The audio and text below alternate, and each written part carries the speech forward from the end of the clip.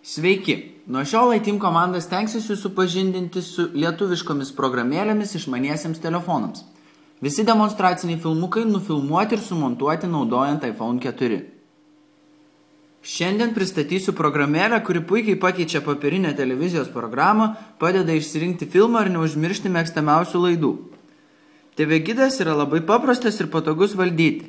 Programėlę sudaro 3 langai. Pirmajame randame šiuo metu eteryje rodomas laidas. Įdomi ir naudinga programėlės detalė užsipildanti juostą, kuri parodo, kuri šiuo metu rodomas laidos dalis jau yra praėjusi. Antrajame TV gido lange randame 11 populiariausių Lietuvos televizijų programas.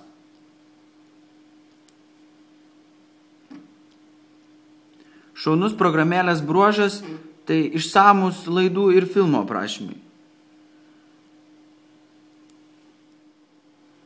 Trečiajame programėlės lange randame mūsų pasirinktų laidų ir filmų sąrašą, apie kuriuos programėlė mums primins. Apie pasirinktus įvykius programėlė informuoja pranešimu primenančių trumpąją žinutę.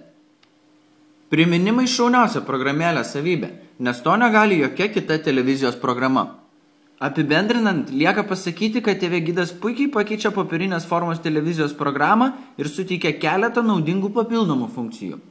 Noriu pabrėžti, kad programėlė yra nemokama ir informuoti, kad visas lietuviškas programėlės ir jų apžvalgas galite rasti adresu programėlės.omnitel.lt. Gero naudojimo. Iki!